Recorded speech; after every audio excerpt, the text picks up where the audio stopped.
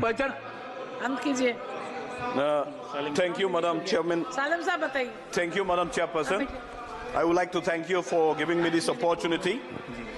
Mr. Speaker, Madam Chairperson, I want to thank the leader of the opposition, Rahul Gandhi ji, and Madam Sonia Gandhi ji for allowing me to take part in this budget discussion. Madam Chairman, person, I don't want to repeat the argument. In fact, I was always positive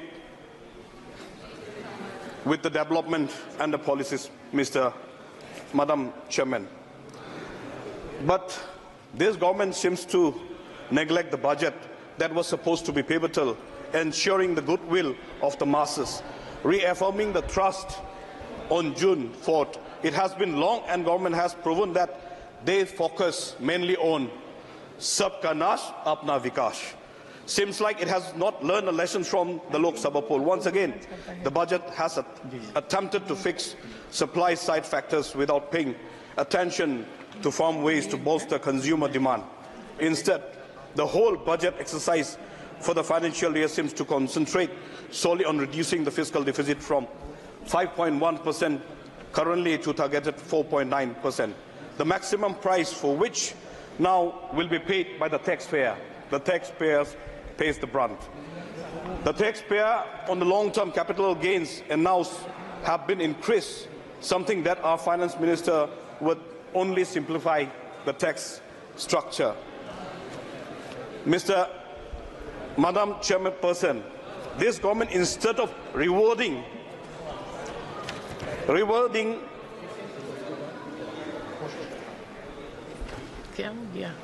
all the other states like Tamil Nadu, Maharashtra, Telangana, West Bengal, etc., who has contributed most of their tax to the revenue of this Indian economy, Madam Chairperson, by only concentrating two states, that is Bihar and Andhra, Madam Chairperson. Now, when we look at the Northeast, when we look at the tax, Madam Chairperson, the new tax rules for the LTCG is only beneficial if a citizen of India is earning close to the exempted value rupees 1.25. However, as we move beyond the exempted figure, the tax on capital gains will increase disproportionately because 2.5% increase in the tax rate outweighs the rupees 25% exemption increase, Madam Chairperson.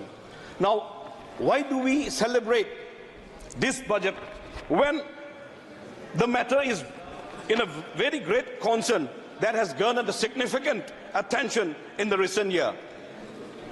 The devastating result, increasing the number of the Indian citizens renouncing their citizenship, and the exodus of tax-paying employees from our nation that is relinquishing their citizenship from India, Madam Chairperson.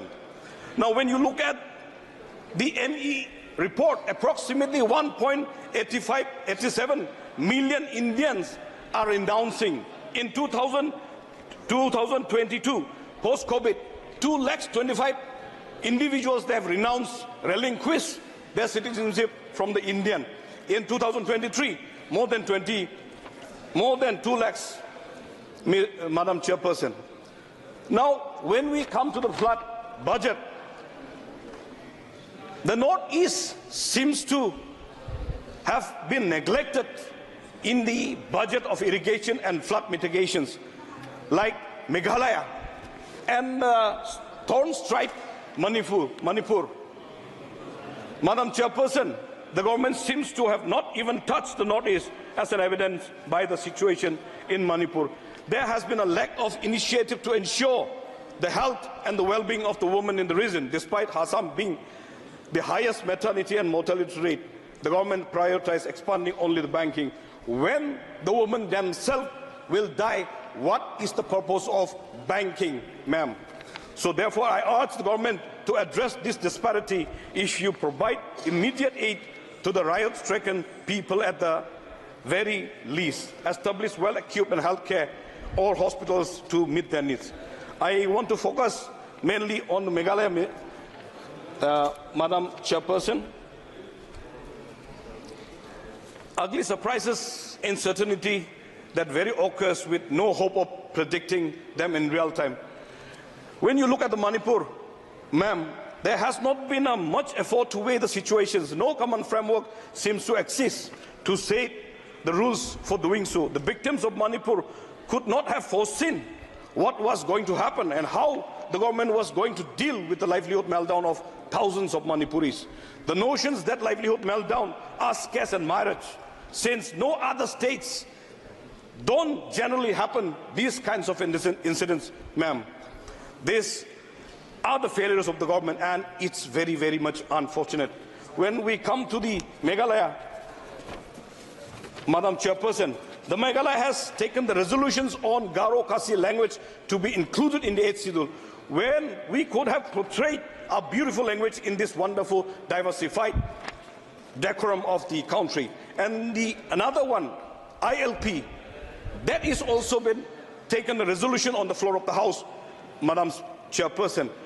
Now, we know that in the Northeast, it has got quite alarming check of illegal immigration. Just few days back, hundreds of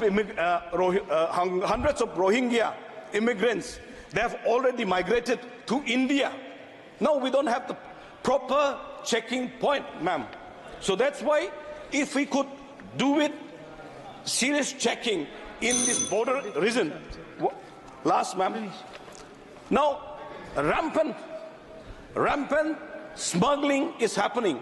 And with that rampant smuggling along the border, this Rohingya and all the other anti-social elements that like drugs and all the others are coming through, ma'am. So if the checking point can be put up in these border areas, even the smugglings of areca, even the smuggling of drugs, even the smuggling of,